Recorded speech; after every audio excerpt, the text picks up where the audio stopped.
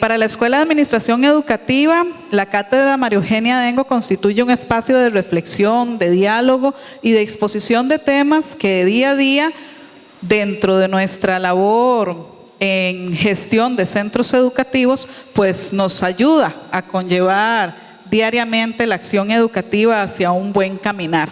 En ese sentido, tanto el quehacer de la educación pública y privada, como todo lo que refiere en sí a la gestión de la educación, nos evoca al reto de gestionar procesos de enseñanza y aprendizaje, pero aún así, más allá de lo que es el ambiente físico, a generar ambientes de convivencia pacífica y de un accionar de lo que uno llamaría actuar correctamente en las diversas instituciones y en función de la comunidad educativa en general.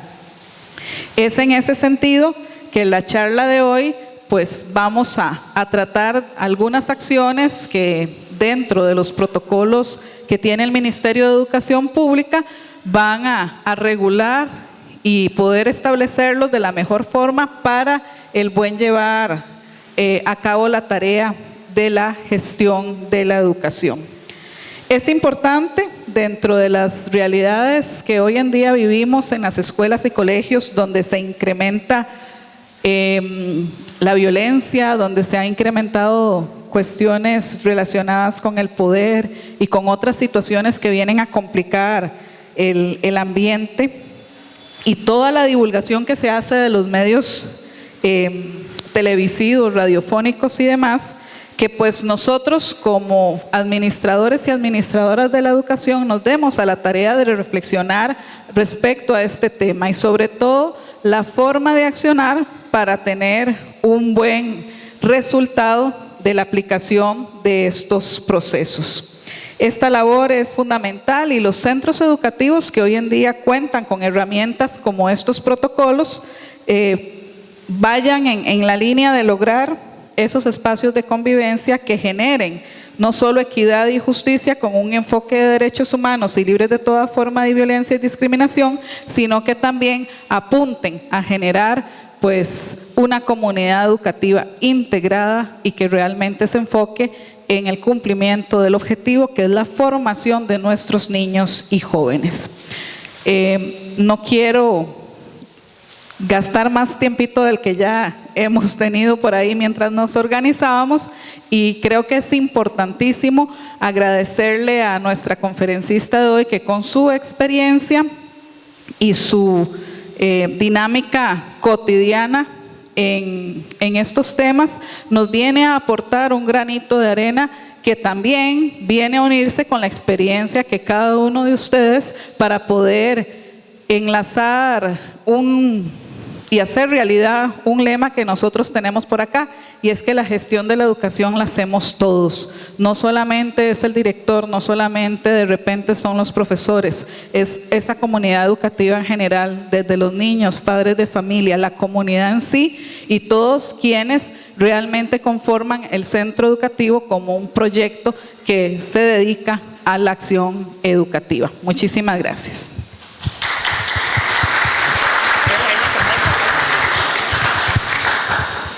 Muy bien, le damos entonces la bienvenida a la licenciada Carla Ballestero Loaiza. Ella es bachiller y licenciada en Derecho por la Universidad de Costa Rica, especialista en Derecho Notarial y Registral por la Universidad de Escuela Libre de Derecho y actualmente cursa la maestría profesional en Gestión Jurídica de la Educación de la Universidad de Costa Rica. Inició labores como asistente y abogada en un bufete privado. Posteriormente se desempeñó en esta universidad como abogada asistente de consultorios jurídicos de la Facultad de Derecho, como asesora legal de la Comisión Instructora Institucional y como asesora legal del Sistema de Estudios de Posgrado.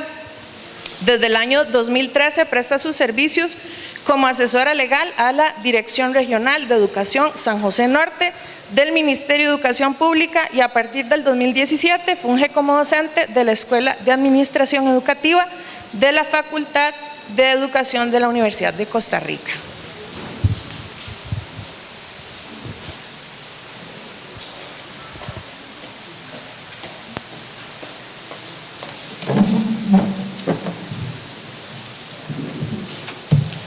Bueno, muy buenas tardes a todos y todas.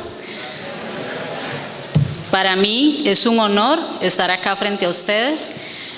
Agradezco a la Escuela de Administración Educativa por esta oportunidad y más que ustedes aprender de mí, yo sé que con algunas preguntitas que me pueden lanzar por ahí, de pronto yo soy la que voy a terminar aprendiendo de ustedes. De hecho, esta presentación tiene como finalidad retomar algunos de los errores más usuales que cometen los operadores de los protocolos a nivel de Ministerio de Educación Pública. Nosotros como funcionarios de las direcciones regionales nos percatamos de muchas de estas cuestiones y que en ocasiones son errores burdos que tal vez por ignorancia, por algún tipo de despreocupación las personas cometen, pero que pueden dar al traste con un procedimiento y sobre todo generar consecuencias no solo desde el ámbito administrativo, sino también desde otras esferas. Entonces, lo primero que quiero preguntarles es ¿quiénes de acá han tenido que activar un protocolo? Que levanten la mano. Bueno, son bastantes. Por ahí me imagino que han tenido algunos traspiés, ¿verdad? Algunas dudas que a veces el protocolo por sí mismo no logra aclarar. Entonces, acá lo que vamos a hacer es una lista de cuáles son esos errores más relevantes que se dan en la práctica. Uno podría mencionar muchos errores, pero los que están plasmados aquí son los que hemos considerado más relevantes y de los cuales quiero compartirles para que ustedes no los cometan. De hecho, de eso se trata esta charla, de que quede ahí una semillita, de que sea una acción preventiva. Como ustedes saben, tenemos un montón de protocolos a nivel de MEP. En su primer momento salió el de bullying, el de armas, el de drogas y el de violencia. Ahora, más recientemente, salió el de suicidio, ¿verdad? Relacionado con temas de suicidio. Salió también el de bullying para la población LGTB. Y en días pasados, mayo 2019, sale el protocolo también de atención de situaciones de trata de personas. Entonces, en este momento ya tenemos 7 protocolos. Con respecto al protocolo de la población LGTB, de ese todavía no hay una entrega técnica a las direcciones regionales. Entonces, acá voy a abordar algunos aspectos en forma general, porque ciertamente primero Oficinas Centrales tiene que instruirnos en la forma en la que se va a aplicar, pero todos comparten ciertos criterios comunes que nosotros podemos ir haciendo extensivos de los que ya conocemos, ¿verdad?, a la dinámica propia de esos otros, y que ustedes sepan que existen por si en algún momento tienen que enfrentar una situación de las que se menciona en cada uno de ellos. Como profesional del derecho no puedo dejar de lado la normativa vigente y informarles a ustedes que desde el año 2016 los protocolos son de aplicación obligatoria por parte de todos los funcionarios del Ministerio de Educación Pública. Como pueden ver en la presentación, hay un asterisco, ¿verdad? Vamos a ver que solo hay algunos, como ya ustedes conocen, algunos funcionarios que están exentos de esta situación, pero en principio aplica para todos los ciclos, para todas las modalidades del sistema educativo.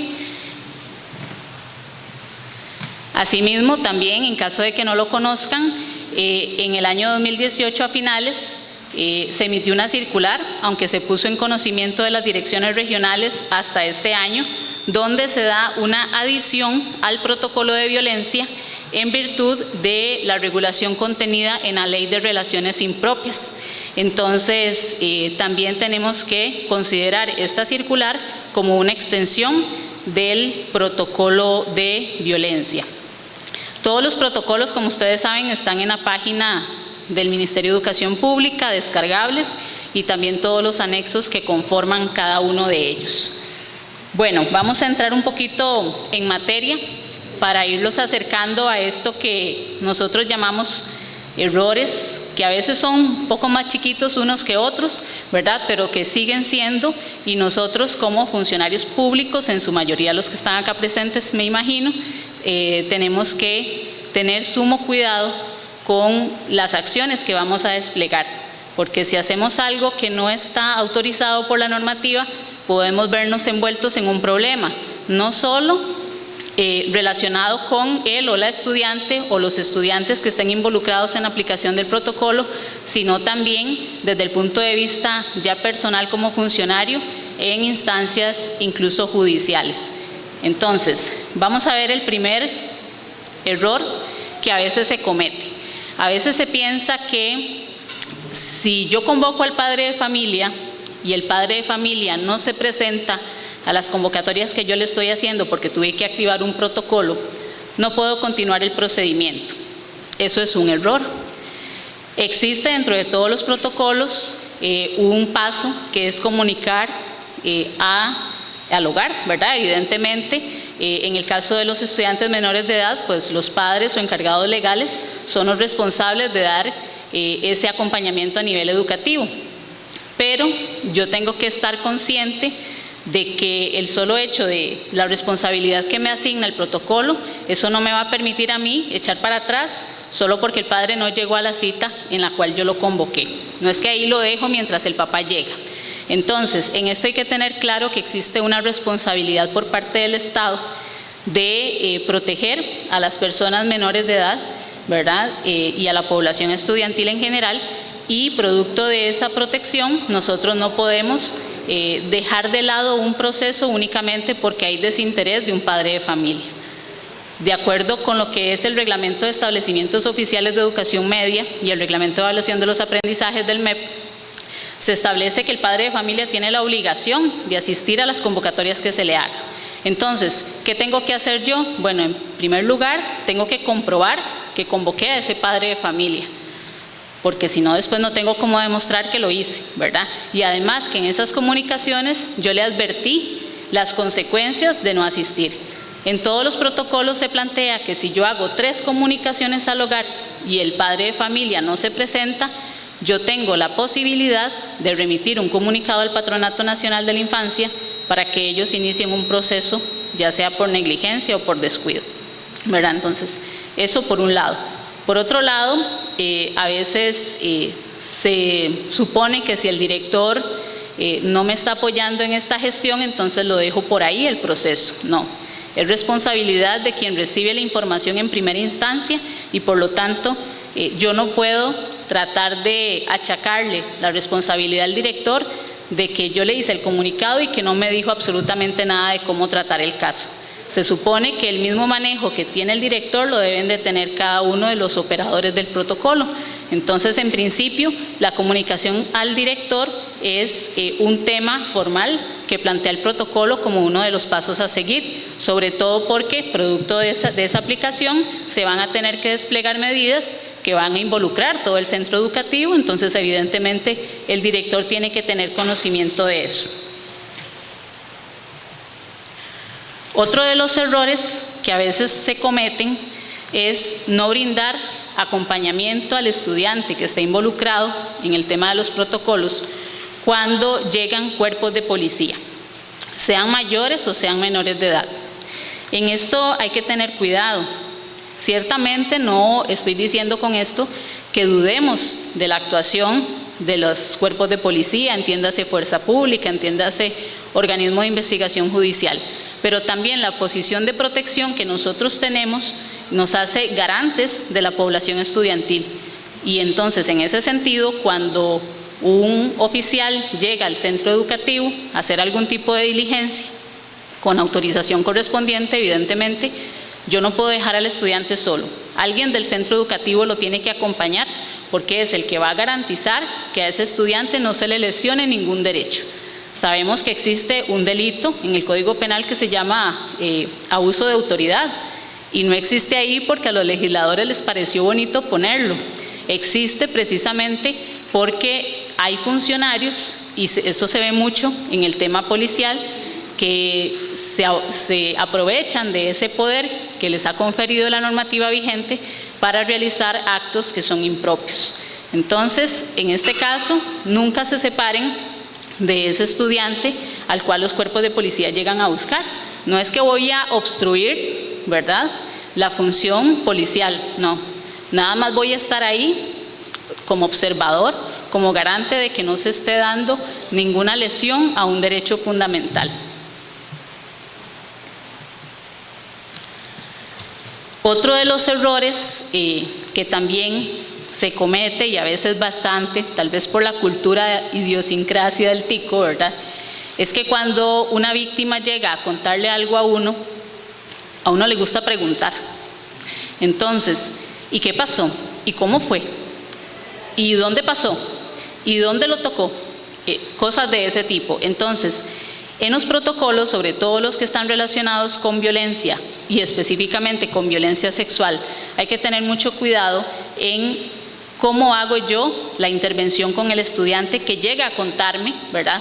Porque además recordemos que si un estudiante lo escogió a usted, fue porque usted le genera confianza, porque usted es el funcionario del centro educativo que para él va a hacer algo.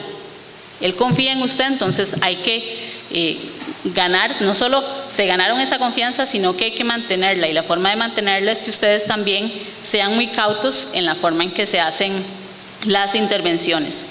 Se tiene que buscar que el relato sea totalmente espontáneo, ¿verdad? En ese caso hay que tener en cuenta que yo no puedo emitir juicios de valor en el momento, no puedo cuestionar al estudiante, decirle, sí, es que como usted andaba minifalda, ¿verdad?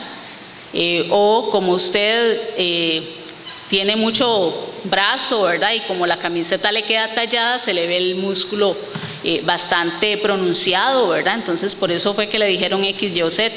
Hay que tener mucho cuidado, no se tiene que revictimizar, ¿verdad? La idea no es buscar una revictimización, tampoco tengo que confrontar al estudiante con la persona que le comete la afectación, ¿verdad? Aunque sean estudiantes, a veces es muy común decir, ay, es que se da entre chiquillos, ¿verdad? Pongamos a fulanito frente a sutanito y resolvemos la situación.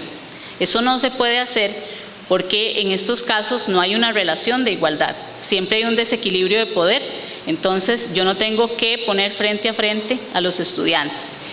Y también otra cosa muy importante es que yo no tengo que prometer lo que no puedo cumplir.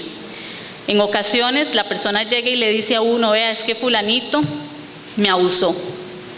Y entonces uno le dice, claro, uno tal vez motivado por el momento y ver la forma en la que esa persona llegue y se manifiesta frente a usted, usted dice, ¿cómo, en serio? No, vea, a ese tipo lo llevamos, o a esa tipa, porque pasan los dos lados, lo llevamos a la cárcel, terminan a cárcel y pasa todo el proceso y el estudiante se da cuenta que por A, por B, por C, por temas de prueba, porque se hizo mal el procedimiento, eso no se dio. Entonces, ¿qué pasa con ese estudiante? Va a perder credibilidad, no solo en usted, sino también en el sistema, y va a decir, ¿yo para qué voy a denunciar?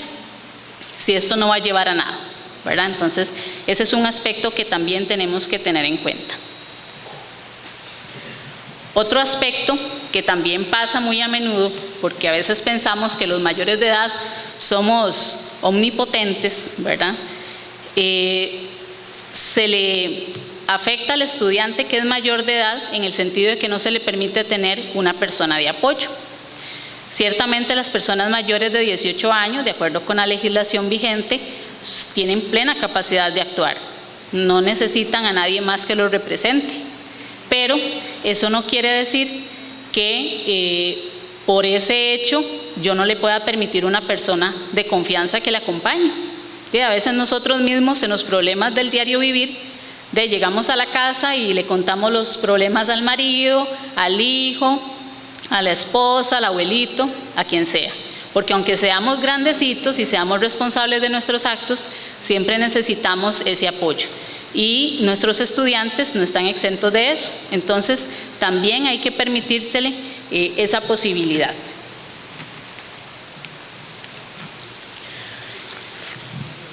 El quinto error es tener indicios de abuso o de maltrato contra una persona menor de edad y no denunciar, ¿verdad? Muchas veces tenemos miedo de andar acusando a otro, porque existen algo que se llama delitos contra el honor. Y entonces uno dice, es que si yo acuso a fulanito, después me acusa de denuncia calumniosa, ¿verdad? Eso es uno de los principales temores que tenemos. Hay que tener en cuenta que los delitos contra el honor, que están representados por la injuria, por la calumnia y por la difamación, ¿saben la diferencia entre ellos? Más o menos. No. Bueno, la injuria es cuando yo ofendo a alguien, sea de palabra o de hecho, ¿verdad? Ya sea en presencia de la persona o mediante una comunicación escrita. Eso es la injuria. La calumnia es cuando yo le atribuyo a otra persona la comisión de un hecho delictivo. Y la difamación es cuando, el código dice, cuando uno propala especies idóneas para afectar la reputación de otro. Entonces, podría decirse que la injuria es entre persona y persona, hay dos partes. En cambio, en la difamación hay un tercero al cual yo le estoy diciendo que fulanito de tal es X, Y o Z, ¿verdad? Entonces, esas son las diferencias entre los delitos contra el honor. Entonces, esos delitos son los que a veces nos limitan para interponer denuncias, porque uno dice, la verdad es que yo no me quiero ver en problemas. Ese es el primer temor que tenemos. Pero para eso, el artículo 134 del Código de la Niñez y la Adolescencia plantea un fuero de protección, si se quiere llamar así, donde se dice que siempre y cuando yo tengo una sospecha razonable de que hay una situación de abuso o de maltrato contra una persona menor de edad, yo podría denunciar y no ser denunciado, o sea, que la otra persona no me pueda denunciar, aunque después resulte absuelto por los hechos, ¿verdad? Entonces vean que lo que me está dando pie es a que yo pueda denunciar sin temor a que el otro pueda venir a presentarme una denuncia calumniosa. Ciertamente hay que tener una sospecha razonable, y aquí apelo a la buena fe de ustedes. No es que como fulanito de tal me cae mal, entonces yo sospecho razonablemente que cometió una situación de abuso o maltrato, ¿verdad? No se trata de eso. Se trata de que actuemos en un marco de responsabilidad y de buena fe, ¿verdad? En las actuaciones, sobre todo porque nos estamos desarrollando en un contexto educativo. Acá también quiero recordar que cuando se trata de una persona mayor de edad, la que está sufriendo el abuso o el maltrato, a esa persona yo lo que tengo que hacer es darle la información, decirle, vea, usted puede presentar la denuncia en la fiscalía, usted puede solicitar medidas de protección, o sea, tengo que darle las opciones porque esa persona va a ser responsable, si lo quiere así, ¿verdad?, de ir a plantear las denuncias correspondientes. Nuestra mayor obligación es con las personas menores de edad. Y otro aspecto también es que a veces cuando vamos a denunciar nos preguntamos, bueno, pero es que eso es un delito o no es un delito, ¿verdad? Porque ciertamente no todos son personas con formación en la parte jurídica, ¿verdad? Hay que tener en cuenta que lo que uno denuncia son hechos, no calificaciones jurídicas. Yo no le tengo que ir a decir a la fiscalía que es un abuso sexual contra una persona menor de edad de acuerdo con el artículo X del Código Penal, o que es una violación calificada. No. A la fiscalía lo que le importa es que yo le diga qué fue lo que ocurrió, nada más, ¿verdad? Entonces, por ahí tenerlo, porque a veces también nos echamos cargas encima que no nos corresponden, ¿verdad? Ya eso le corresponde a la fiscalía definir cuáles son los delitos que pueden estar inmersos en una determinada situación. Otro problema que se presenta es efectuar comunicaciones al hogar a pesar de que existan intereses contrapuestos. A veces somos muy inocentes, ¿verdad? Y no nos damos cuenta que al comunicarle algo al padre de familia o al encargado, más bien estoy poniendo en riesgo al estudiante. ¿Cuáles podrían ser esas situaciones? Bueno, cuando se da una situación de violencia, pensemos en una situación de violencia física, psicológica, sexual, que proviene del hogar, es un miembro de la familia, o de un tercero que es muy cercano, un amigo de la familia, ¿verdad? Esa podría ser una situación. Otra situación también podría ser en el tema de drogas, que el chico llegue y me diga que el papá vende droga y es que pertenece a una narcofamilia, ¿verdad? Entonces también ahí yo tengo que tener sumo cuidado en qué es lo que yo le voy a informar al hogar.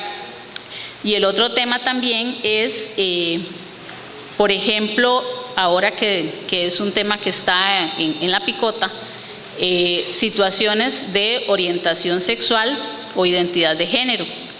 Como vamos a ver más adelante, hay un deber de confidencialidad en ciertos temas. Y parte de ese deber es que si el estudiante no quiere que yo le diga a la familia que tiene determinada orientación sexual o que se autopercibe de determinada forma, yo tengo que respetar eso. Entonces, tengo que estar muy consciente de lo que estoy haciendo y por eso no se trata de llenar formularios por llenar, porque si ustedes revisan cada protocolo en sus anexos, vienen todos los formularios. Entonces, en principio uno no tiene que inventar nada, ya todo está ahí. Pero saber qué formulario voy a usar y cómo lo voy a usar, eso sí puede marcar una gran diferencia.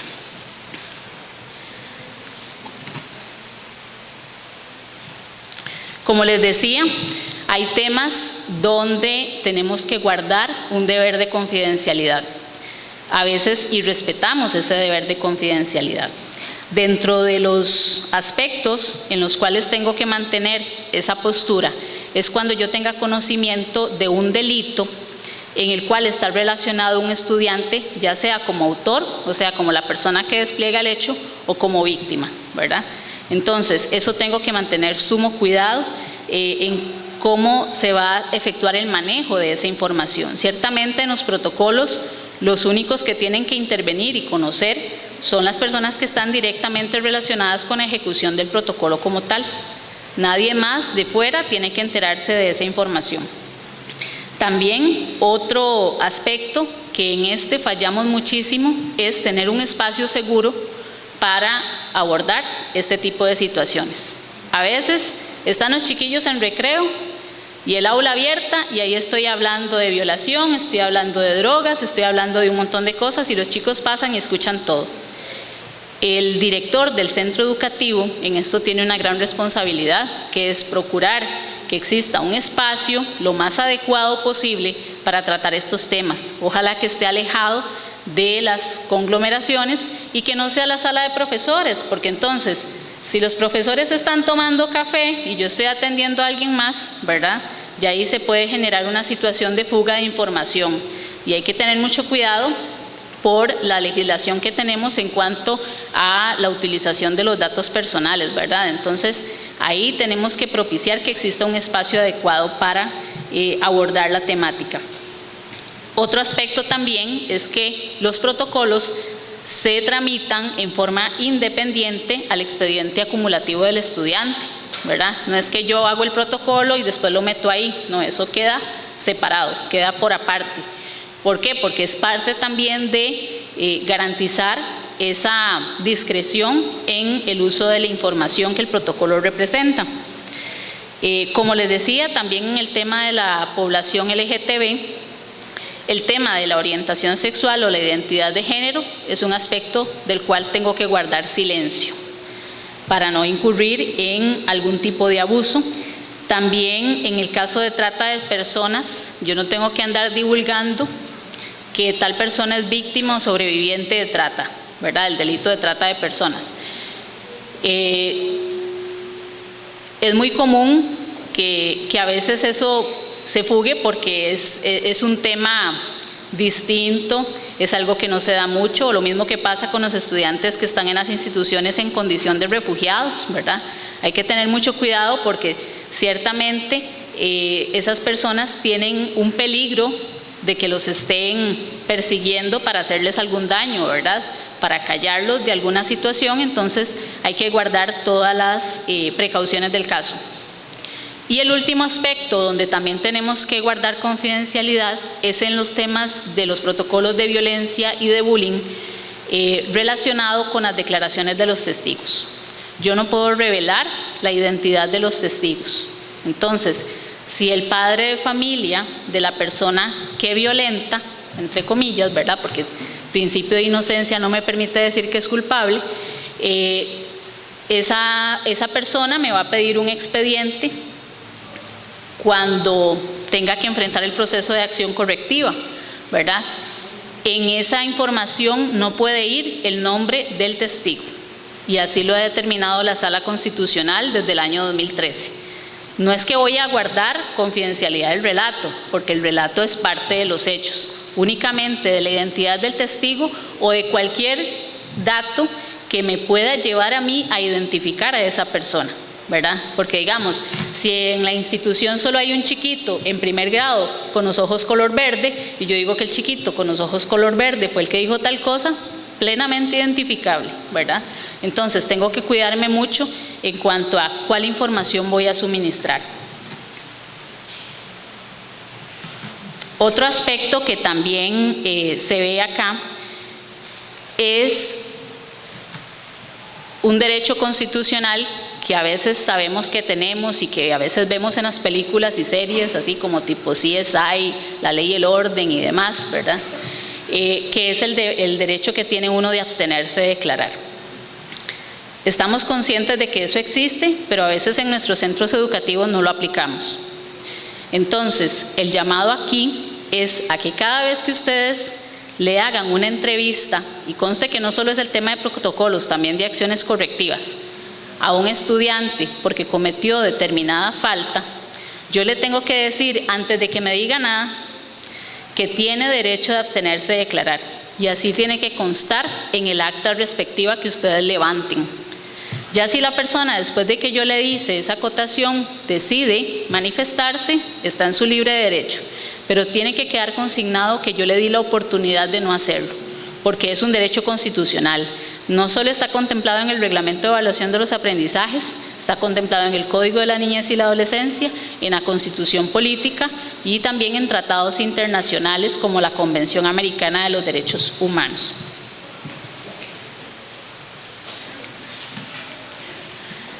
Otro error que se presentó sobre todo en los primeros meses de los protocolos fue que los docentes pensaban que si se activaba el protocolo no tenía que hacer el procedimiento de acción correctiva. Hay que tener en cuenta que son procedimientos independientes y que se tienen que manejar en forma paralela. Entonces, uno no me exime del otro, no son excluyentes. Tengo que hacer ambos procedimientos.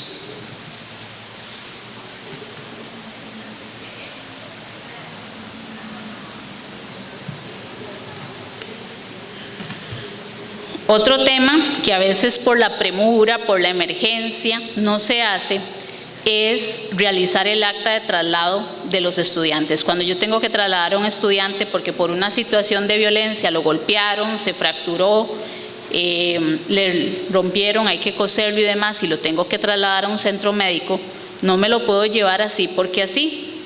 ¿Por qué? Bueno, porque precisamente hay un delito que está tipificado en el artículo 184 del Código Penal que se llama sustracción simple de persona menor o incapaz. Que eso lo que quiere decir es que cada vez que yo sustraiga del poder de los padres a un menor de edad o a una persona incapaz, puedo ser sujeto de una sanción penal de prisión, ¿verdad? Y esa sanción no es nada despreciable, va de 5 a 10 años, ¿verdad? Entonces, hay que tener en cuenta que cuando el padre de familia me deposita en el centro educativo a un estudiante, me lo está entregando en mis manos, y ese padre de familia se va con la idea de que regresa al centro educativo y ahí está el estudiante. Entonces, cuando nada sucede, todo el mundo vive feliz y dichoso, pero si por A o por B ese estudiante en el trayecto de traslado tuvo algún tipo de accidente, ya ahí se acaba la buena fe de los padres de familia. Entonces ustedes no se tienen que exponer. Los protocolos plantean esta acta de traslado que no sé si acá se pueda visualizar muy bien, pero básicamente están en todos los protocolos y básicamente lo que dice es: si yo llamé al papá para informarle que tenía que trasladarlo, ¿verdad? Dice cuál fue el motivo por el cual lo tuve que trasladar, el objetivo del traslado, ¿verdad? Llevarlo al centro médico, a dónde lo llevé, en qué vehículo lo llevé, quién es el dueño de ese vehículo, ¿verdad? Además tienen que haber testigos de la situación. Es una hojita nada más, como ustedes pueden ver, que hay que llenar. Esa hojita los puede salvar a ustedes de una responsabilidad, no solo en el ámbito administrativo, sino también en el ámbito civil, eventualmente cuando se trate las situaciones de indemnizaciones pecuniarias, ¿verdad? Entonces, es una hojita que yo les diría que impriman unas cuantas y las anden ahí en un folder debajo del brazo, porque nunca se sabe cuándo se tienen que utilizar. Y el problema es que en el momento que ocurren los hechos, nunca tenemos nada de eso a mano, ¿verdad? Entonces tenemos que procurar tomar las previsiones del caso, porque recordemos que esos chicos no son nuestros. Si algo le pasa a un hijo de uno, pues es lamentable, pero es mío. A fin de cuentas, ahí tendré que apechugar. Pero si algo le pasa al hijo de otro, ya ahí sí es cosa seria. Otro error, son 20, no se preocupen, no son tantísimos, ¿verdad? Es considerar que los menores de edad, menores de 12 años, solo son sujetos de las sanciones que establezca el Reglamento de Evaluación de los Aprendizajes o el Reglamento Interno de los Centros Educativos. Ciertamente, la Ley de Justicia Penal Juvenil aplica únicamente para los mayores de 12 años, pero eso no quiere decir que los menores de 12 que cometan algún acto delictivo estén exentos de toda sanción, porque en ese caso es el Patronato Nacional de la Infancia el que aplica acciones correctivas, parecidas a las que aplicamos nosotros en el ámbito de los centros educativos. Entonces, si hay un menor de 12 años que comete un delito, ¿verdad? Pensemos, por ejemplo, en unas lesiones, qué sé yo, lesiones graves. Entonces, yo tengo que informarle al Patronato Nacional de la Infancia que ese chico cometió esa situación para que ellos también tomen las acciones pertinentes. Y conste que eso no sería una violación al principio de doble persecución, porque alguien podría alegar, pero eso es el famoso non bis in idem, ¿verdad? Que nadie puede ser juzgado 2 veces por el mismo hecho. Ahí no aplicaría porque son instancias administrativas independientes que tienen finalidades totalmente distintas. Otro error que a veces cometemos es el tema de creer que un arma es solo aquello que nosotros consideramos usualmente como arma, ¿verdad? Recordemos que un arma es todo aquello que pueda aumentar mi fuerza, ya sea, un telefonazo de ahí, en algún momento de histeria, ¿verdad?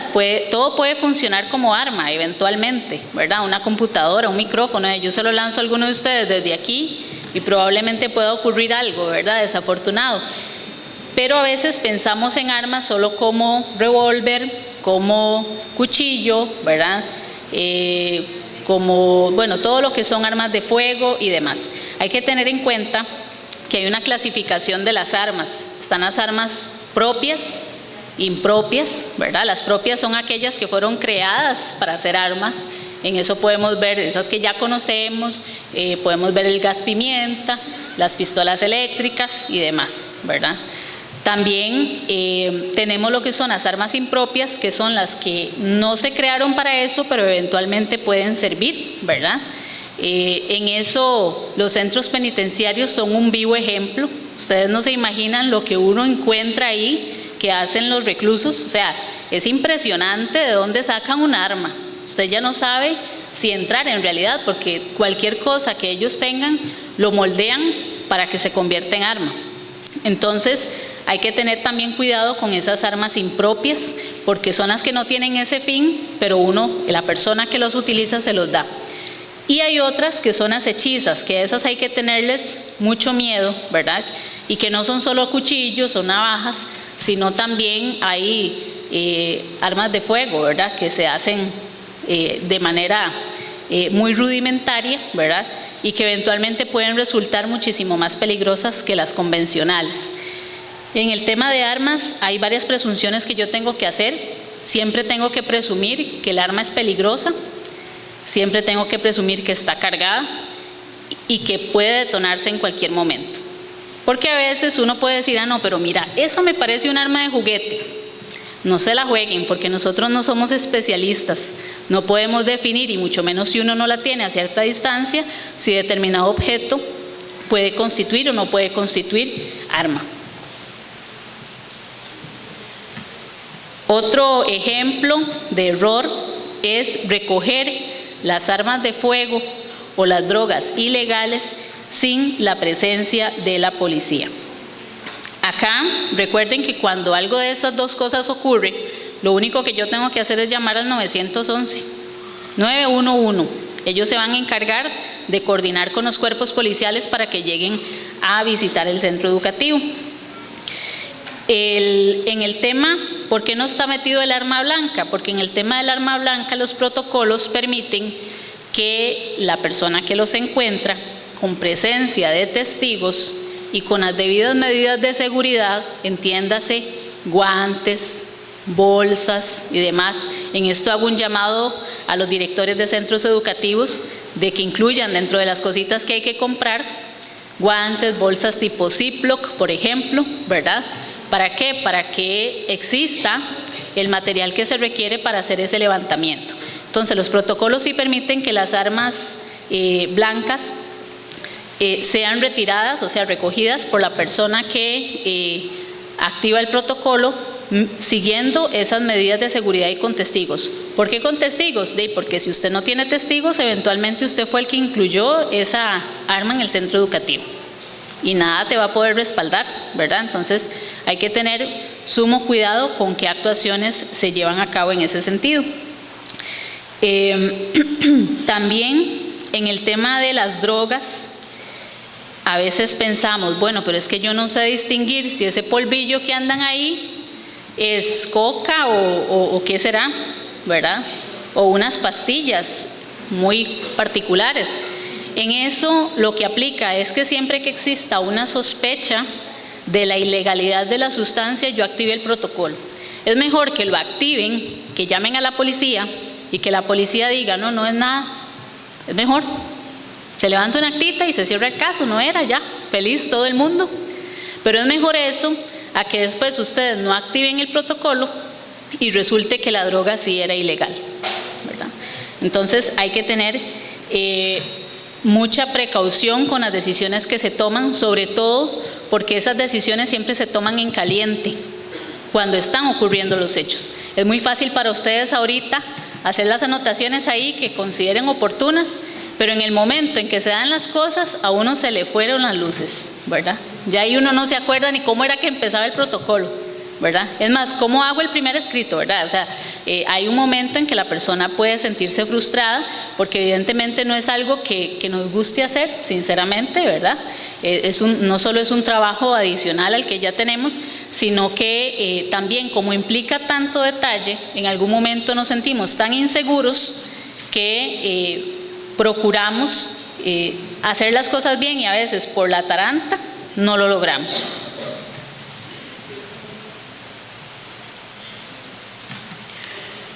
Otro aspecto con el tema de las armas blancas es creer que todos los cuchillos, navajas, esas Swiss Army que andan en los bolsos y demás constituyen arma blanca. De acuerdo con la regulación que nosotros tenemos en la Ley de Armas y Explosivos, no todo es un arma blanca. De hecho, si ustedes ven los protocolos, hablan de una bendita medida de 12 centímetros. ¿Ustedes saben por qué la medida es esa? ¿De dónde se sacaron los 12 centímetros? Ni la menor idea. Ok. Eso está por regulación, o sea, no fue que fueron muy creativos y dijeron, ¿cuál número sale en la lotería? 12, no fue eso. Fue que el artículo 97 de la Ley de Armas y Explosivos señala que es arma blanca como arma no permitida, ¿verdad? Aquella cuya hoja exceda los 12 centímetros. Entonces, de ahí es donde proviene el tema de la medida. Obviamente, yo tengo que tratar de tener una reglita ahí, ¿verdad? Como para medir, pero si eso no ocurre, pues como que a simple vista yo la veo un poquito grandecita, ¿verdad? Es mejor tomar las previsiones del caso. Igual en todo caso, sea pequeña, sea grande, se tiene que hacer todo el protocolo de levantamiento, ¿verdad? Con los testigos y con los guantes y con las bolsitas Ziploc y demás, pero va a constituir un delito si es mayor a los 12 centímetros. Ya eso ustedes lo van a poder determinar cuando lleguen los cuerpos de policía, ¿verdad? Y les apoyen en esa situación.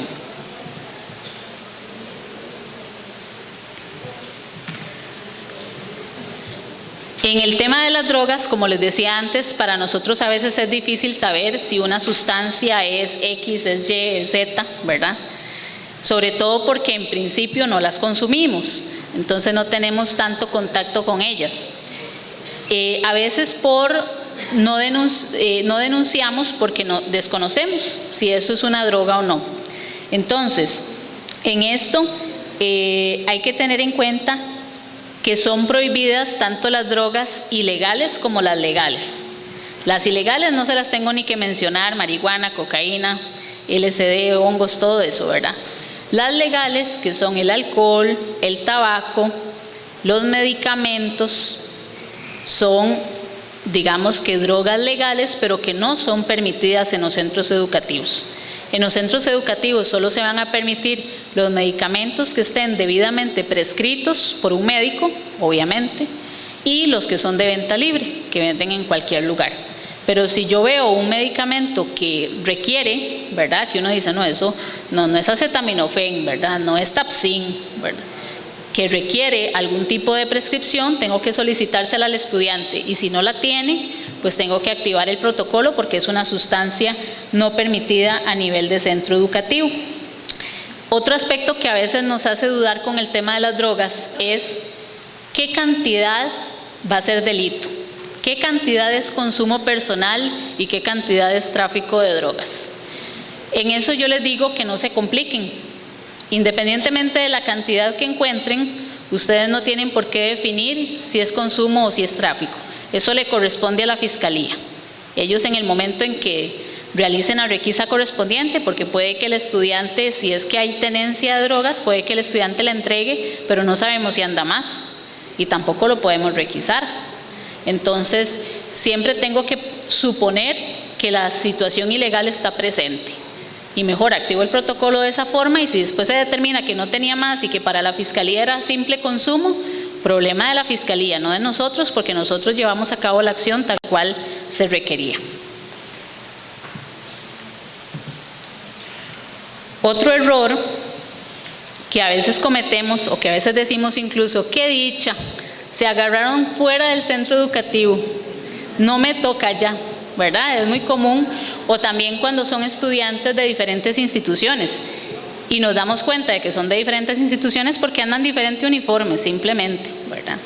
Entonces, en esos casos también se tiene que activar el protocolo.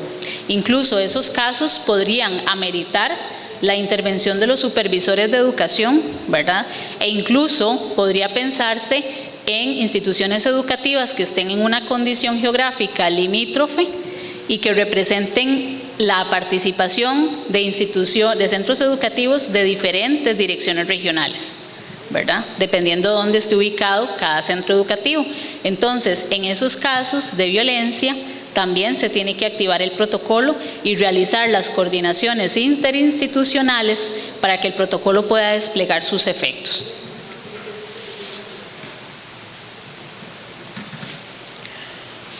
Otro error común que se da sobre todo en el delito de violación, y en esto no es por mala fe, es por simple desconocimiento, es que el delito de violación no es solamente el acto usual que nosotros conocemos como penetración. También se puede cometer violación con dedos o con objetos, ¿verdad? Entonces, en eso yo no tengo que decirle al estudiante, y vuelvo al tema del relato espontáneo, ¿qué fue lo que le metió? No, con solo que él me diga que lo violaron, suficiente para mí. Y cuando se den comunicaciones de esa naturaleza, tengo que, la pregunta que sí se vuelve legítima es ¿cuándo pasó? ¿Por qué? Porque hay un protocolo que no es del MEP, este es un protocolo a nivel interinstitucional de la Caja, el INAMU, el Poder Judicial, que se llama, tiene un nombre larguísimo, que en este momento no les voy a decir porque ni yo me lo sé, tendría que leerlo, pero popularmente se le conoce como el protocolo de las 72 horas. Este protocolo tiene una finalidad netamente médica y es suministrarle a esa persona antirretrovirales para evitar la exposición al VIH. Entonces, en el momento en que a ustedes se les presente una situación que ustedes consideren que pudo haber incluso el relato del estudiante, pudo haber una violación, lo primero que tengo que hacer es llamar al 911 y decir que necesito activar el protocolo de las 72 horas. Ahí no me pongo a hacer entrevistas ni nada. Lo primero es la salud del estudiante que está involucrado, y que si yo puedo marcar la diferencia con el tema del tiempo para que esa persona no tenga consecuencias más gravosas de las que ya de por sí por el acto que sufrió tiene, tengo que hacerlo, ¿verdad? Y si está en mis manos, con mucha más razón.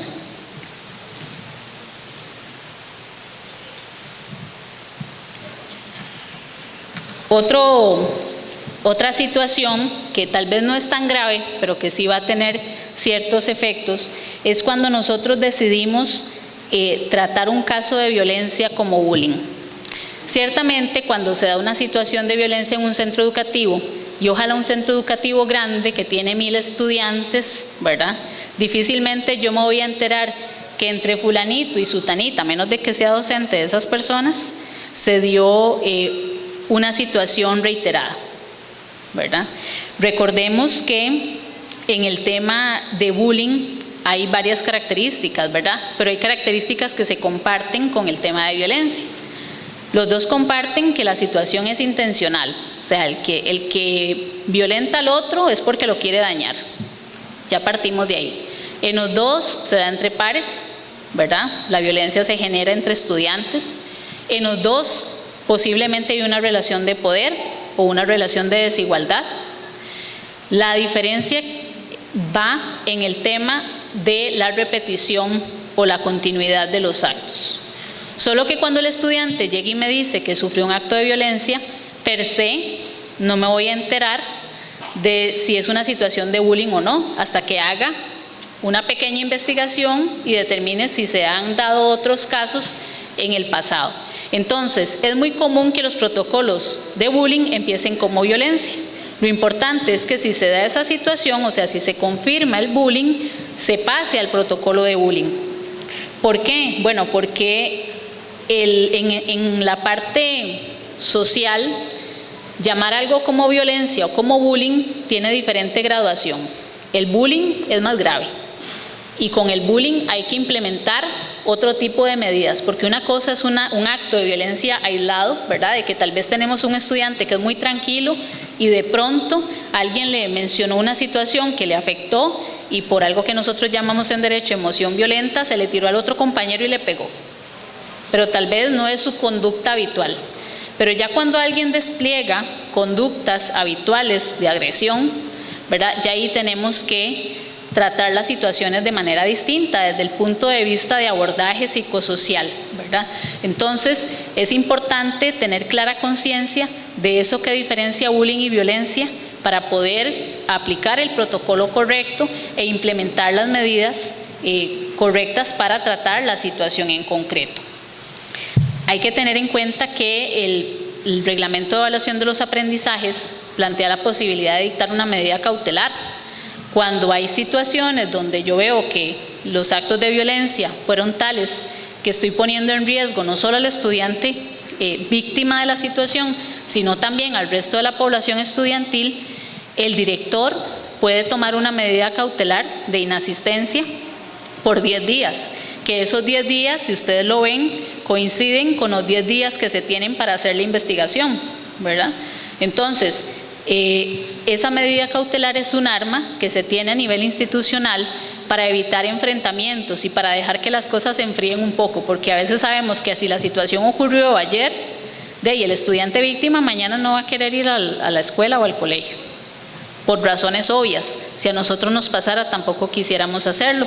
Entonces, es una cuestión de tener claro conocimiento de qué es lo que está implícito en cada protocolo. Los protocolos no están hechos porque al MEP le dieron ganas de trabajar, no. Es porque todo tiene una razón, ¿verdad? Una razón lógica, un objetivo, y todos esos protocolos vienen a cumplir una función social, educativa, a nivel de los centros educativos del país.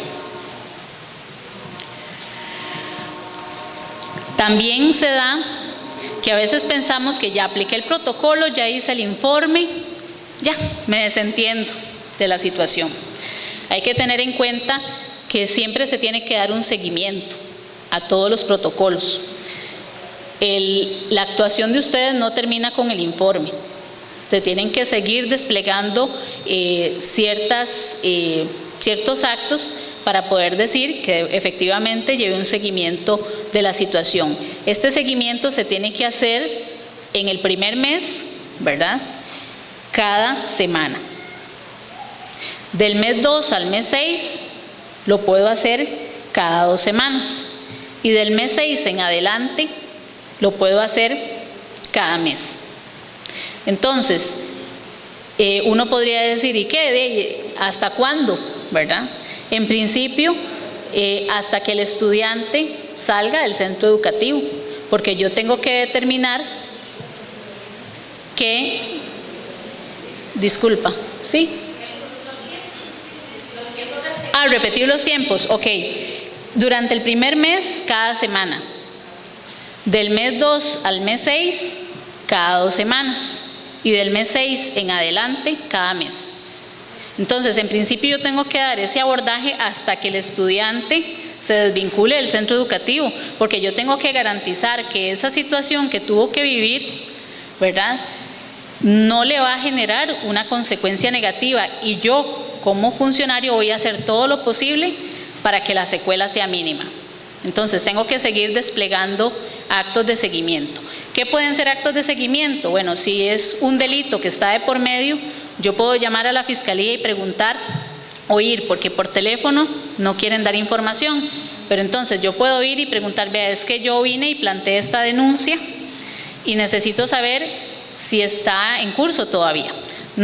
No te van a dar detalles de la investigación, salvo que ya haya pasado al juzgado penal, ¿verdad?, que ahí ya la información se vuelve un poquitito menos confidencial, ¿verdad? Pero por lo menos si te dicen está en trámite, usted pone en el informe de seguimiento, causa penal en trámite, tal día se visitó la fiscalía y mencionaron lo siguiente. Ya con solo eso ustedes están haciendo un acto de seguimiento.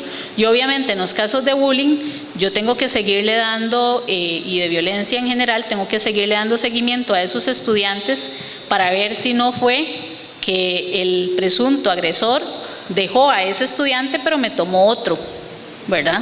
Ahí tengo que tener también el cuidado y la cautela. Y como último punto, pero no por ello menos importante, está el tema de la responsabilidad. A veces le delegamos al otro, le remitimos al otro o esperamos que otro funcionario active el protocolo. Eso no se puede hacer.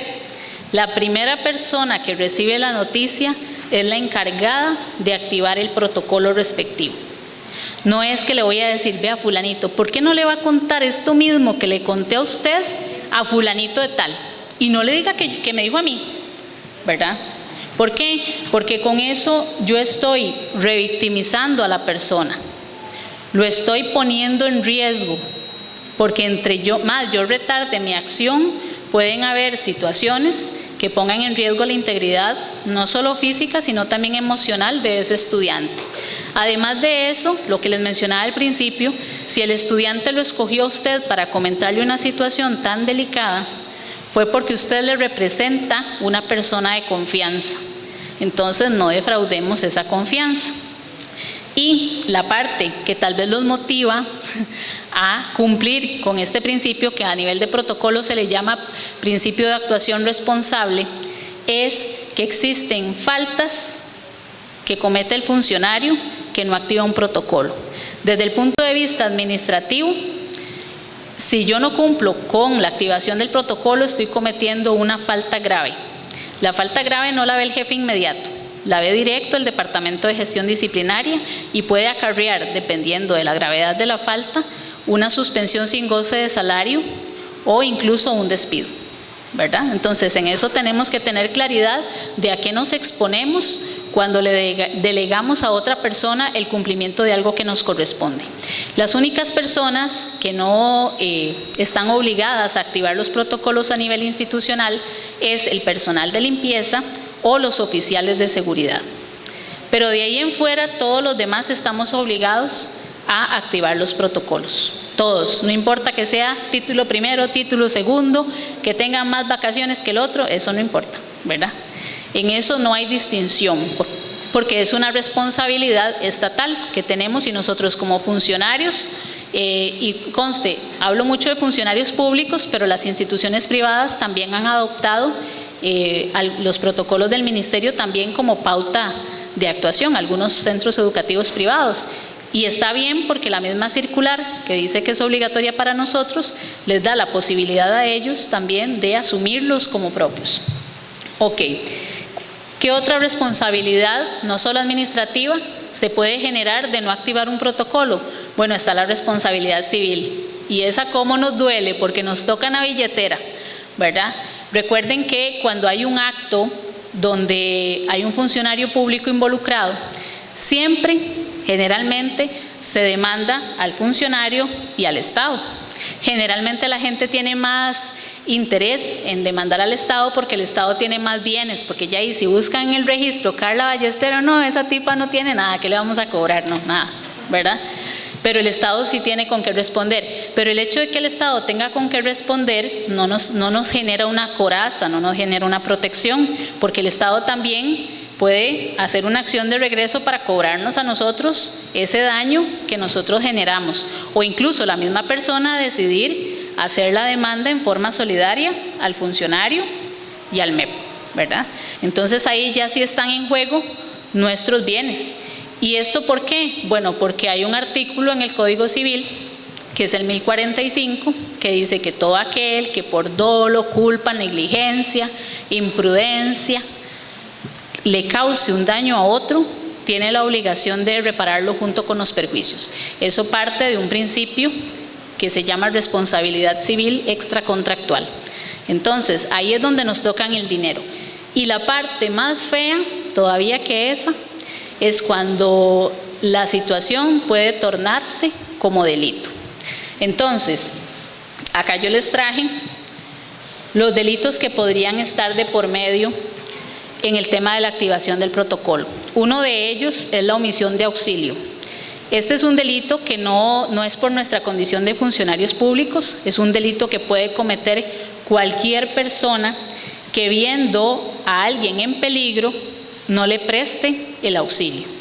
Conste que el artículo plantea una exclusión, que es cuando yo lo haga, pero pongo en riesgo mi vida, ¿verdad? Si yo estoy poniendo en riesgo mi vida, yo puedo no ser culpada o condenada por este delito, si yo demuestro que mi vida está en juego. Pero fuera de eso, yo tengo que atender a esa persona. ¿Y cuál es la sanción en este caso? Es una sanción de días multa. ¿Cómo se come eso? Bueno, la ley del salario mínimo establece lo que es el salario de un oficinista del Poder Judicial. Ese salario en este momento está en 446.200 colones. Eso se actualiza cada año por parte del Consejo Superior del Poder Judicial, y entonces esta pena nos acarrearía un pago de 223.100 colones, ¿verdad? Si logran demostrar que cometimos ese delito. Pero ese digamos que no es tan feo, porque no nos están llevando a la cárcel ni nada de eso, ¿verdad? Hay otro que se llama incumplimiento de deberes, que en este sí incurrimos los funcionarios públicos, ¿verdad? Y entonces es el que ilegalmente omita, conste ese acto de delegación que le hago al otro para no hacer yo el protocolo, omita, rehúse hacer o retarde un acto propio de su función. Cada vez que nosotros hacemos eso, estamos incurriendo en un incumplimiento de deberes. Y de acuerdo con el Código Penal, ese incumplimiento tiene una pena de inhabilitación para el ejercicio del cargo público que puede ir de 1 a 4 años. Entonces vean que nos pueden dejar sin trabajo por un buen tiempo. No nos podemos exponer a esa situación. Y el último, que en este llamo la atención de quienes ejercen puestos de jefatura, llámese directores, llámese supervisores, directores regionales y demás. Y aplica no solo para protocolos, vean que esto es legislación penal pura y puede aplicar también en otros ámbitos fuera de los protocolos del MEP. Y es el delito de favorecimiento personal, que es cuando yo omito denunciar un hecho estando obligado a hacerlo. Vean qué amplio es el tipo penal. Y aquí ya sí, no es que me dejaron sin trabajo ni que me cobraron una platita, es que me pueden meter a prisión de 6 meses a 4 años. Entonces, acá cada vez que, por ejemplo, si yo soy la funcionaria que recibí la primera noticia y yo le remito a mi estudiante, a doña Adriana, para que ella active el protocolo, doña Adriana perfectamente puede ir donde Elena y decirle: doña Elena, vieras que Carla no activó el protocolo y me mandó el muchacho a mí para que yo lo hiciera. Entonces, si mi jefe dice: ay, es que Carla es tan buena gente, no, la verdad es que no merece que yo le haga el procedimiento, dejémoslo así, ya, doña Adriana lo asumió y lo hizo muy bien, no, dejémoslo así, esto no va a trascender. En ese momento, ese director o ese jefe está incurriendo en un delito que se llama favorecimiento personal, porque su actuación me está favoreciendo a mí, ¿verdad? Está haciendo que yo no tenga que enfrentar un proceso por algo que yo hice en forma incorrecta. Entonces, ¿qué nos lleva a todo esto? Bueno, aquí hay que tener los ojos bien abiertos, hay que tener más cuidado del necesario. Cuando tengan una duda, mejor pregunten. El sentido común tiende a ser lo mejor que nos ha puesto la naturaleza, porque ciertamente cuando usted siente esa cuñita de que algo no está bien, revisen, porque probablemente algo no está bien. Y aunque ustedes no conozcan la normativa o no se sepan el protocolo de memoria, si algo a ustedes no les encaja, mejor hagan las consultas pertinentes antes de cometer un error. Es mejor una llamadita que me va a tardar 3 minutos, 2 minutos, 1 minuto, que tener que enfrentar alguna situación que ya pueda afectarnos no solo en el ámbito laboral, sino también en el ámbito privado, ¿verdad? Decía un profesor mío de Derecho Notarial que es mejor colorado un ratico que amarillo toda la vida. Muchas gracias y entramos con el espacio de preguntas.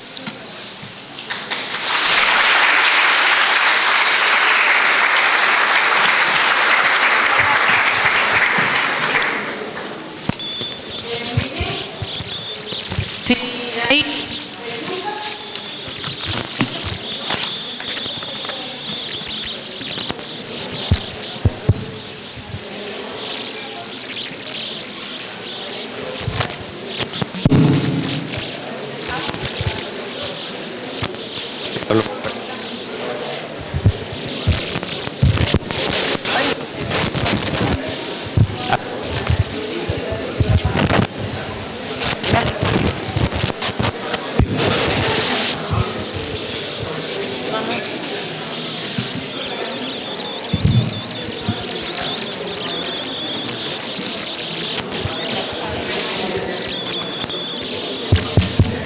Sí, es la...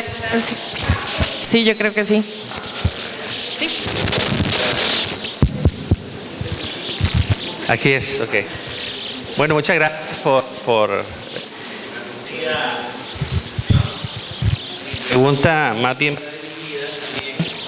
¿aló? Va dirigida en relación a las medidas cautelares, que también pensaría que es otro error común, que también habría que arreglarlo como el 21, ¿verdad?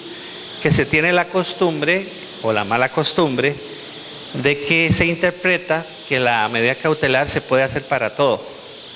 Y la medida cautelar es una excepción y la Constitución Política sí establece que son excepciones. Es decir, cuando se ponga en riesgo la vida o la situación de seguridad personal, colectiva, ¿verdad? Y la pregunta viene por ese sentido, porque tendría como 2 o 3, pero para darle participación a los demás. Desde mi criterio, que me acuerdo bien, existe un voto del 92 de Pisa, del ex magistrado Pisa, ¿verdad?, en relación al debido proceso. Y las medidas cautelares tienen el derecho a apelarse. Es decir, mi criterio es, si bien es cierto, la Sala Constitucional ha dicho que en materia educativa no es lo mismo que en materia penal y civil y laboral. Hay excepciones por ser un derecho educativo o materia educativa. Pero desde mi criterio sí es pensar que la medida cautelar como derecho al debido proceso, como en el ámbito administrativo, penal y laboral, sí es ese derecho a apelarla. Porque tiene que haber un acto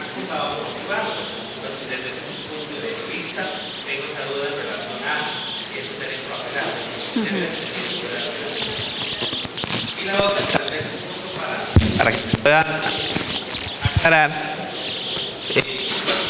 es en relación a la identidad, en esa parte de la protección, también por el famoso debido proceso, ¿verdad? Por el hecho al bullying. Ese es un voto del 2013, pero lo refiere nada más a bullying. Y mi criterio es que va más allá con base en el Código de la Niñez y la Adolescencia, que también tiene derecho. Ustedes revisan los votos de la Sala Constitucional desde hace algunos años, se omite con XXX los menores de edad. Entonces, desde ese punto de vista, también no solo para bullying, sino también, en este caso, como usted refirió un poquito de testigos, mi criterio también es que también la posible víctima tiene derecho a proteger esa identidad. Ok, bueno, muchas gracias por sus preguntas, bastante válidas, y de eso se trata, de ir solventando ciertas nebulosas que quedan ahí en el aire y que tal vez nadie se ha dado la tarea de decirnos. Con respecto al tema de medidas cautelares, efectivamente las medidas cautelares son excepcionales. Las medidas cautelares tienen como base el principio de inocencia, que es que todo el mundo se considera inocente hasta que se demuestre lo contrario. Entonces, cuando uno dicta una medida cautelar, no tiene que considerarse como una sanción anticipada. La persona mantiene su condición de inocente mientras se realiza el procedimiento.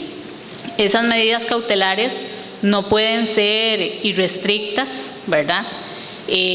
Como bien lo indica el compañero, tiene que haber un deber de fundamentación. Ese deber de fundamentación está dado por la Ley General de Administración Pública en el artículo 136, que dice que todo acto de la administración pública, sobre todo ese que suprima derechos, deniegue derechos, tiene que estar debidamente motivado. Entonces, la medida cautelar no es para todo. De hecho, si ustedes revisan el reglamento de evaluación de los aprendizajes, habla de situaciones de evidente peligro, ¿verdad? No es que para quitarme de encima al estudiante le dicte una medida cautelar, no, ¿verdad? No se trata de eso. Además de eso, en la práctica no se han venido apelando, ¿verdad? Aunque en la teoría y aplicando lo que son los principios elementales del debido proceso, sí tendría derecho la persona a apelarlo si no está de acuerdo, porque evidentemente yo estoy suprimiendo un derecho a una persona. Entonces la persona tiene la posibilidad constitucional, basada en el artículo 39 y 41 de la Constitución Política, de hacer un alegato al respecto, ¿verdad? Entonces, no es para todo. De hecho, si ustedes ven las medidas cautelares en sede penal, tienen que cumplir ciertos presupuestos de que haya un peligro de fuga, de que haya un peligro de reiteración delictiva o de que exista la posibilidad de que la persona que no tiene la medida cautelar dictada pueda obstaculizar la investigación. Esos son los tres presupuestos de las medidas cautelares en sede penal. Entonces, podríamos hacer un intento de hacer algo analógico a la parte educativa, ¿verdad? Entonces vean que es algo que no tiene que ser la regla, ¿verdad? Tiene que estar debidamente motivada y no puede ser por más del tiempo que ya nosotros tenemos establecido, que son 10 días. El hecho de que diga 10 días no quiere decir que no puedo poner menos, ¿verdad? Evidentemente podría ser una inasistencia por 1 o 2 días, una semana, ¿verdad? Lo importante es que no puedo irme más allá de lo que la norma me autoriza por principio de legalidad. Aunque la práctica no ha sido el tema de las apelaciones. De hecho, no conozco ninguna apelación relacionada con aplicación de una medida cautelar en el tema de protocolos particularmente.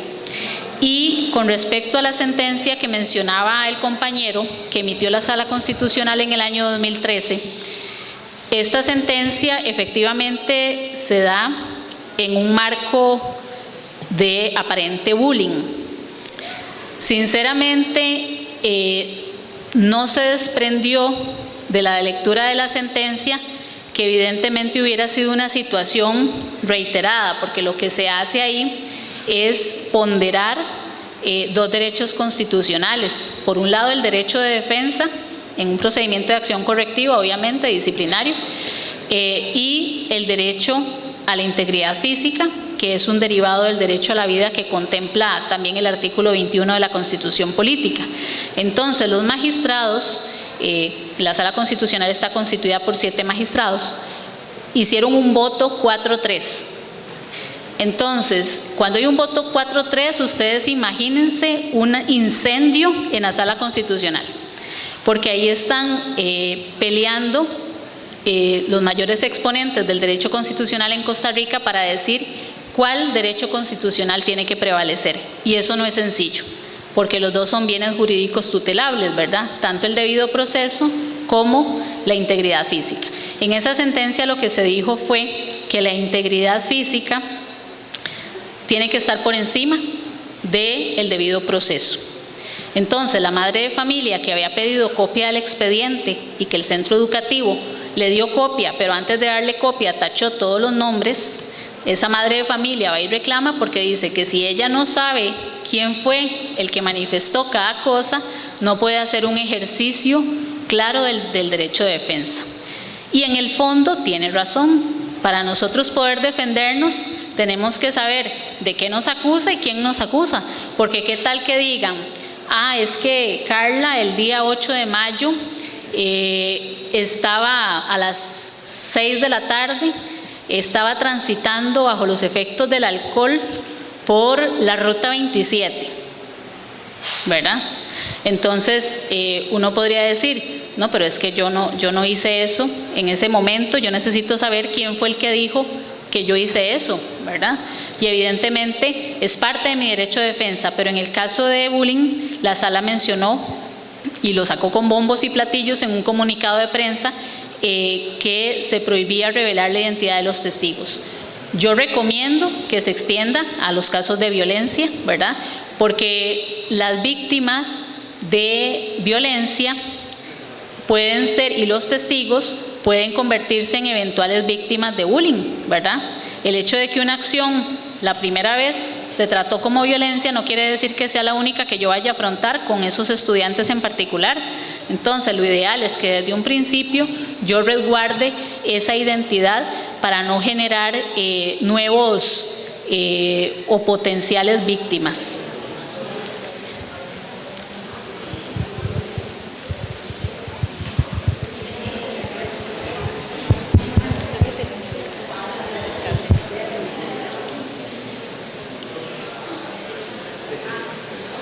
Ok, buenas noches. Buenas noches.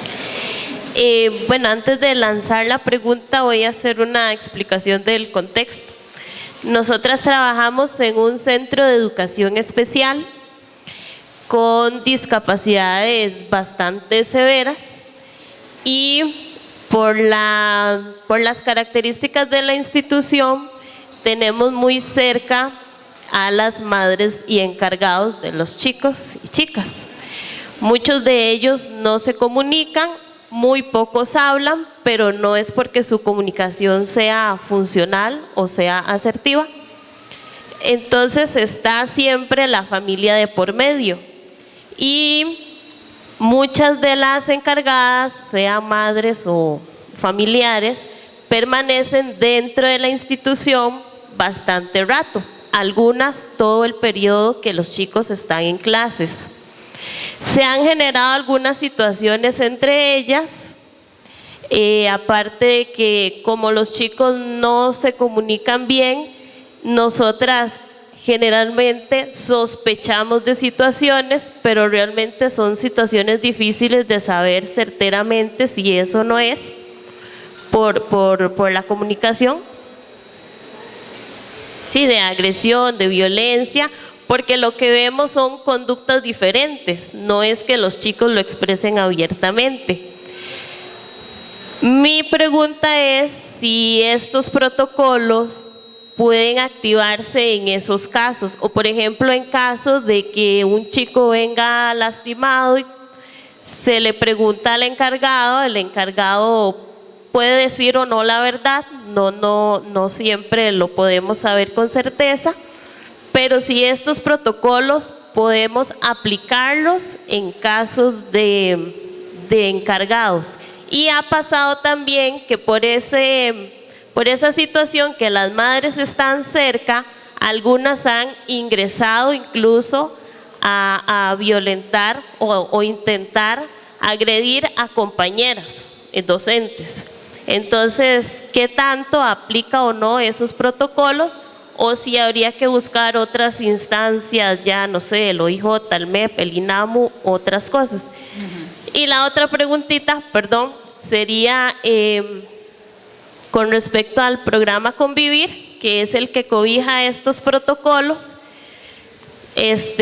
Bueno, tenemos claro que esto tiene que manejarse con confidencialidad, pero ¿qué hace el programa Convivir aparte de bajar la información al resto de los compañeros? Si hay que archivar los casos que se den o qué hace exactamente. Bueno, con respecto al tema de las posibles situaciones, recordemos lo que hablábamos antes, de que nosotros tenemos que actuar siempre que tengamos una sospecha razonable. En los protocolos se detallan, en los anexos, una serie de situaciones de alerta, que no necesariamente la persona va a venir y nos va a decir me golpearon o me gritaron tal cosa o me tocaron, ¿verdad? Y mucho menos en esa situación de los chicos con necesidades educativas especiales. Pero siempre que yo tenga una sospecha razonable, yo puedo activar el protocolo, siempre que el que esté, digamos, de por medio sea un estudiante. Con respecto a situaciones que se dan entre padres de familia y funcionarios del centro educativo, ya ahí los protocolos per se no aplican, ¿verdad? Porque es una situación entre adultos. Ya ahí habría que buscar otras vías. Obviamente lo primero es el acompañamiento de la fuerza pública, ¿verdad? Además invitarle a la persona, y en eso hacernos acompañar también de los oficiales de seguridad del centro educativo, invitarle a la persona a salir voluntariamente, y si no, pues ya tomar la medida un poco más represiva en ese sentido, pero que no lo hacemos nosotros, ¿verdad? Para eso tenemos las fuerzas de policía para que nos acompañen en ese tipo de asuntos, y nosotros como institución no vamos a plantear un proceso contra ese padre de familia. Le corresponde al funcionario que fue víctima de la situación, me imagino que se dio un golpe, una cachetada, decidir si va a plantear las denuncias pertinentes ante las instancias judiciales que correspondan, porque ya eso es un asunto ajeno, digamos, per se, a la dinámica propia del centro educativo, ¿verdad? Y que muchas veces también se da porque existe algún tipo de choque, ¿verdad?, o contraposición entre docente y padre de familia. Y vamos a ver si me acuerdo de la última, con respecto al programa Convivir. Bueno, ciertamente lo que se hace a nivel central es enviar la información y hacer las primeras entregas técnicas de las cosas. Ya después de eso nos dejan solitos en el camino, y en eso nos incluimos como dirección regional, ¿verdad? En un primer momento ellos hacen el traslado de la información a los orientadores y demás, y ya después a nivel regional se trata de hacer una réplica de eso y que vaya ahí en forma multiplicadora, pero es muy difícil que se dé un total seguimiento de todos los casos que se dan en el país. Hay que tener en cuenta que son muchísimos centros educativos y que tampoco, y con esto no quiero defender a oficinas centrales, porque hay en muchas cosas también uno siente a veces cierto desinterés por las regiones, pero es muy difícil que ellos puedan darle un seguimiento especializado a cada caso por la cantidad de personal también que hay en oficinas centrales. Eso no obsta para que si en un caso particular yo necesito el apoyo, qué sé yo, de la Dirección de Vida Estudiantil, ¿verdad?, de algún departamento en particular, no lo pueda pedir. O sea, yo lo puedo pedir. No es que les voy a decir, lleven el protocolo ustedes, ¿verdad?, porque yo lo tengo que hacer como funcionario responsable, pero sí les puedo pedir un acompañamiento. Sobre todo en este caso que vos mencionás, se me ocurre también pedir un acompañamiento al Departamento de Apoyos Educativos, ¿verdad?, para que ellos desde la parte especializada también puedan brindar recomendaciones. O sea, como te digo, no se trata de que voy a delegar el trámite, sino que voy a pedirle a las personas que conocen al respecto. Pero también recordemos que a nivel de centro educativo también tenemos funcionarios que nos pueden apoyar.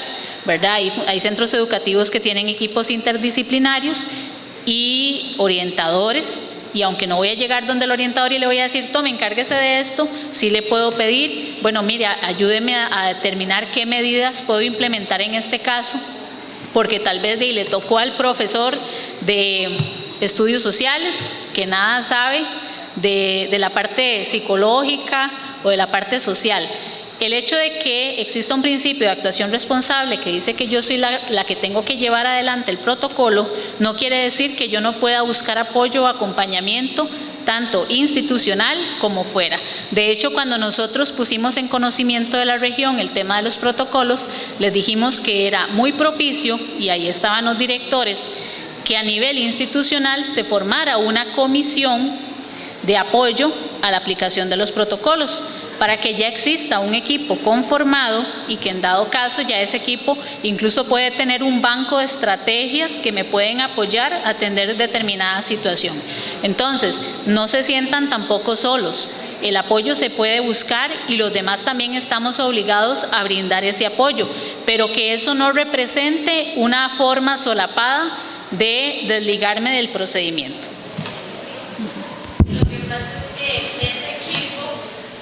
Yo soy la coordinadora del comité y no es porque yo creo que fue una elección del jefe o no sé. Entonces, yo como coordinadora, y cuando yo averigüé qué hace Convivir, a mí me dijeron, el objetivo de Convivir es restaurar la paz. Entonces yo, con la trabajadora social y la psicóloga, entonces llegamos a la conclusión, si hay un conflicto dentro de la institución, Convivir intenta solucionar. Sin embargo, como esas herramientas, así como usted lo dice, nosotras no las tenemos. Entonces, es una de las razones por las que estamos aquí, porque ni yo ni las otras 3 integrantes del comité somos como expertas en el tema. Y se vale no ser experto. En esto aprendemos todos y aprendemos todos los días. Y cada vez la situación social está más compleja, cada vez el ciudadano nos exige más, cada vez uno entiende que la persona se le quiere parar a usted en la oficina y le dice, resuélvame ya, aunque usted tenga 1000 cosas atrás y antes que esa persona. Entonces, como funcionarios tenemos que aprender a desempeñarnos sin dejar de atender a otro, pero también marcando ciertas pautas, ¿verdad? Porque hay cosas que también están fuera de nuestras manos. En esto yo les recomiendo leer, ¿verdad? Yo sé que los protocolos son extensillos, pero vieras que son una lectura rápida, es una lectura bastante amena y uno llega a comprender muchas cosas del trasfondo de los protocolos también. Sin informarnos, difícilmente vamos a poder tener una comprensión del tema y probablemente vamos a cometer muchos errores. Entonces, bueno, el hecho de que ustedes estén aquí no es como en la misa, que el que va lo regañan. No los voy a regañar. El hecho de que ustedes estén aquí dice mucho de ustedes, están preocupados por la labor que desempeñan y ese es un primer paso. Igual dentro de algún tiempo, probablemente ya estos errores no se cometan y se cometan otros. Porque como salen nuevas cosas, en esto es totalmente evolutivo, se modifica constantemente, entonces no podemos decir ya, estos son los errores que hay y ya no van a haber más. No, cada día surgen nuevas preguntas, cada día el usuario mismo nos pone nuevos retos y tenemos que irlos asumiendo. Pero en eso que mencionas es importante que se apoyen también en el equipo regional que exista, ¿verdad? Las direcciones regionales, además de los centros educativos, tienen un equipo técnico interdisciplinario regional que ellos también pueden darle algún tipo de soporte. En el caso de nuestra región, ese equipo, digamos que está un poco extraño porque solo lo conforma una funcionaria, que es la psicóloga, pero es por cuestiones de nombramiento. Pero en otras regiones, los equipos están conformados por trabajadores sociales, psicólogos, docentes de primer y segundo ciclo, docentes de educación especial. Entonces, obviamente, ellos también pueden recomendar algún tipo de abordaje para los casos, para que ustedes no sientan que no hay del todo. Igual, como hacemos todos, Internet es una fuente también de información que tenemos que saber cuál es confiable y cuál no, pero que también nos puede dar herramientas para poder afrontar las diversidades que nos plantea la aplicación tal cual de la normativa vigente. Okay.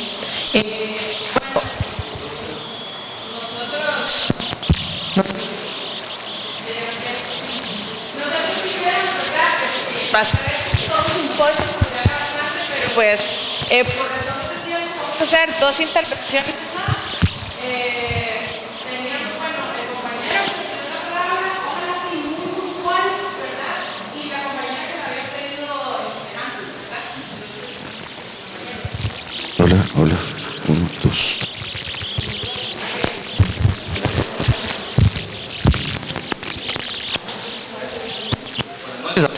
Buenas noches.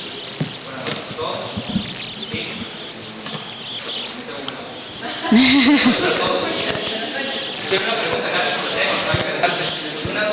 algún momento dijo que, por ejemplo, con un protocolo de aplicarse inmediatamente. Justo en el momento que ocurre la situación, mi pregunta es, ¿qué pasa cuando no se puede? En un caso hipotético, como docente, voy por la calle de la universidad, no sé, viernes en la tarde, y veo a dos de mis estudiantes o dos estudiantes de mi centro educativo lastimándose entre sí, o consumiendo drogas, o realizando una acción que requiere aplicar un protocolo, y en ese momento no puedo, es cierto, debo aplicar por lo que estoy haciendo, evitar el incumplimiento del deber. Pero ¿qué pasa en el momento en que no puedo aplicar el protocolo? ¿Qué pasa cuando debe retrasar la aplicación del mismo? Gracias. Con gusto. Los protocolos tienen varios pasos que se repiten básicamente en casi todos. La primera situación, el primer paso es detectar lo que está ocurriendo. Ya en el momento en que lo viste, ya detectaste lo que está ocurriendo. El segundo paso es comunicarle la dirección. Entonces, evidentemente, hasta el lunes entra el director del centro educativo, ¿verdad? Yo perfectamente podría hacer un correo electrónico en ese momento informándole al director que usted presenció una situación así y esa, ¿verdad? Y que usted sabe que son estudiantes, porque esa es otra. En centros educativos pequeños es muy fácil detectar cuál es la población estudiantil, pero en centros educativos grandes, y si me toca a mí que no me acuerdo de las caras de mis pobres estudiantes a veces, entonces se vuelve todavía más trágico el asunto. Entonces, lo importante es que usted genere un indicio de que tomó la decisión en el momento y lo hizo. Ahora con los medios de comunicación que tenemos, el correo electrónico oficial, ¿verdad?, se vuelve un medio válido de comunicación. Entonces, aunque yo le entregue el informe tal cual lo pide el protocolo, ¿verdad?, hasta el día lunes, porque se ocurrió un sábado, pero por lo menos vía correo electrónico yo pongo en conocimiento en forma resumida que presencié una situación entre dos estudiantes para que ahí quede la evidencia. Recuerden que lo que nosotros hacemos es constituir prueba, porque la prueba es la que nos va a salvar eventualmente. Entonces, siempre hay que buscar la manera para que se pueda demostrar que yo actué en forma rápida y oportuna, ¿verdad?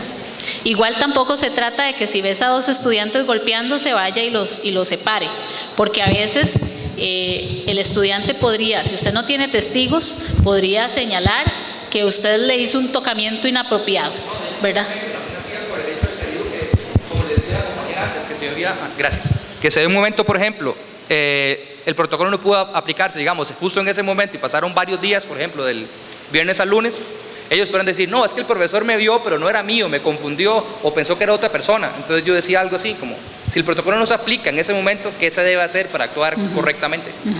Hay que buscar la forma y en esto, digamos, el tema de los audios, de los videos, que ya vemos que circulan muchos en redes sociales cada vez que hay un enfrentamiento entre estudiantes, pues nos puede dar ciertos insumos, ¿verdad?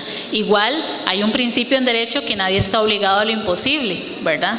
En eso a veces usted puede saber que ese estudiante es del centro educativo, pero no se sabe el nombre. Entonces, en un primer momento usted lo tiene que poner ahí como ignorado y ya después se realizará la investigación correspondiente para definir quién era. Usted nada más dice, a mí me parece que está como en séptimo, en octavo, no sé, y hay que empezar a buscar, ¿verdad? Entonces, todo eso es válido, pero lo importante es que des un primer aviso de que ocurrió la situación para que se denote que tuvo una actuación responsable en el caso. Con gusto. Bueno, la compañera tenía algunas dudas, ¿no?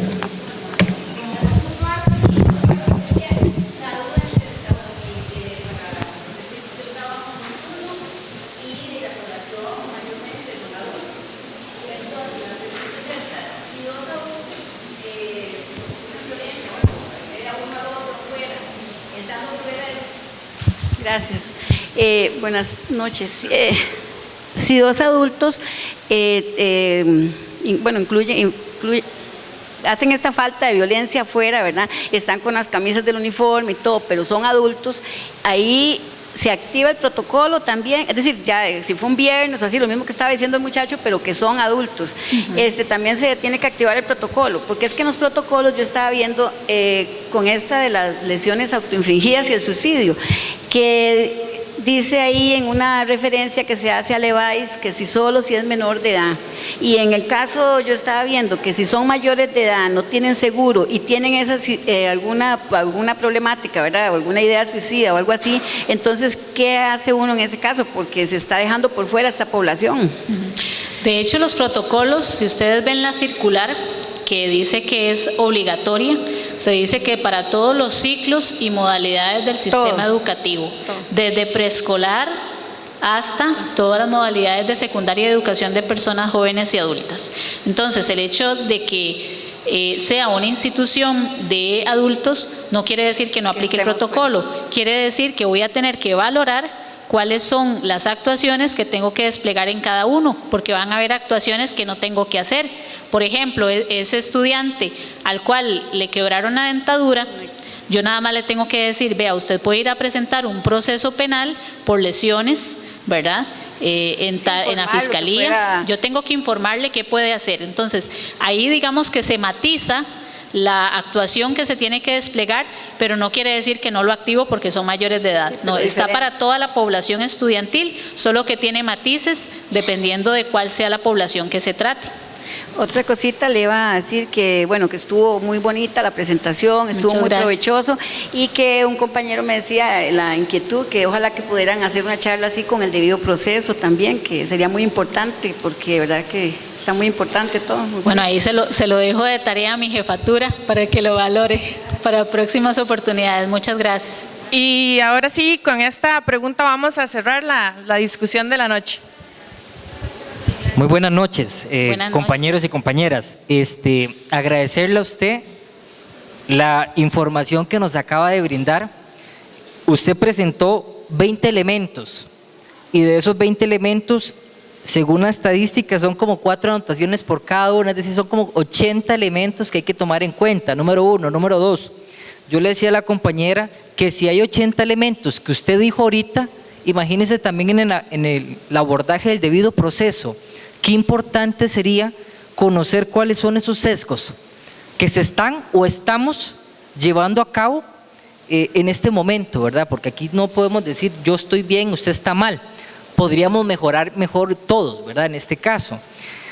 A mí me gustaría que usted vaya a nuestra dirección regional y pueda llevar esto, porque de verdad son situaciones que uno dice hay que preocuparse y ocuparse a la vez.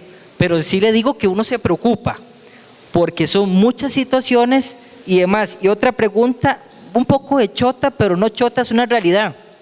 Usted inició con operadores. ¿Por qué mejor no nombran un operador para hacer todo esto? Porque imagínese que es hacer el trabajo ya independiente de servicio civil, esto, número 1. Ahora, número 2, llevar a cabo todo esto es más que hacer una tesis doctoral. Esto es bastante complejo, no es que no se quiera hacer, sino que hay cualquier cantidad de eventualidades que se presentan, pero genial, muchas gracias de verdad. Vamos a ir a preocuparnos y ocuparnos de la situación y ojalá puedan invitarnos para el abordaje del debido proceso. Y vaya a nuestra dirección regional también, por favor.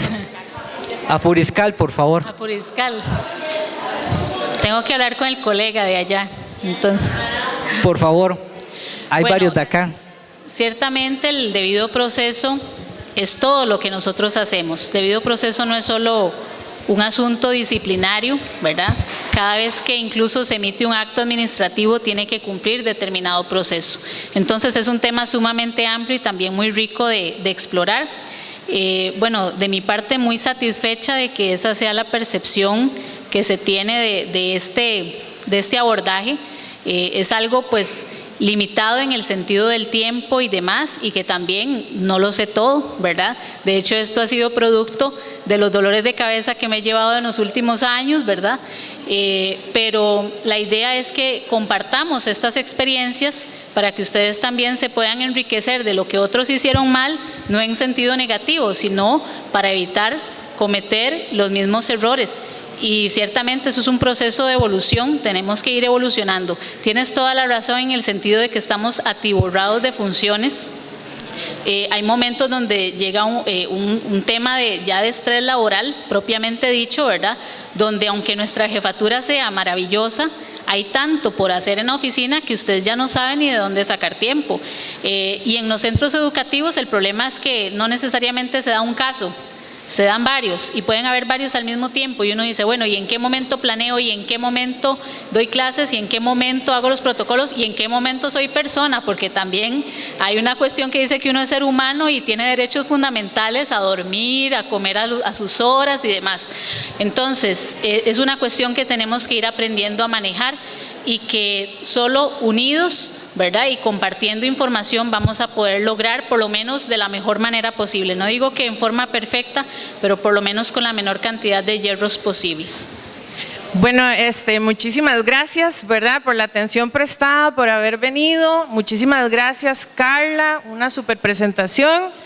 Recordarles que, bueno, afuera les está esperando un pequeño refrigerio y que a las personas que se anotaron en la lista y que nos dejaron correo electrónico, una vez que esto se suba a la página, con mucho gusto yo les comparto el link, cualquier cosita, ¿verdad? Para que estén revisando el correo.